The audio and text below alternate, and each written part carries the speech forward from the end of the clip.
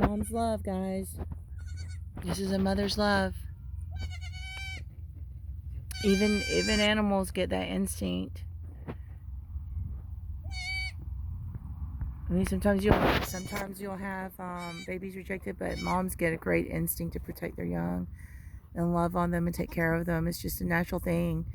I mean, there's no reading involved. There's no training involved. It's just how it happens.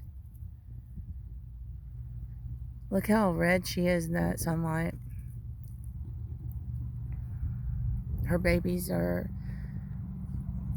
really pretty. We've got one that has a really interesting pattern, and the other one is solid with a white patch on her head. Very unusual. You put out some pretty babies, Faith. And there goes Goldie. She's the last mama to have her kids, and as you can tell, the boys are, well, that's the dad behind her. He's always got to know what's going on.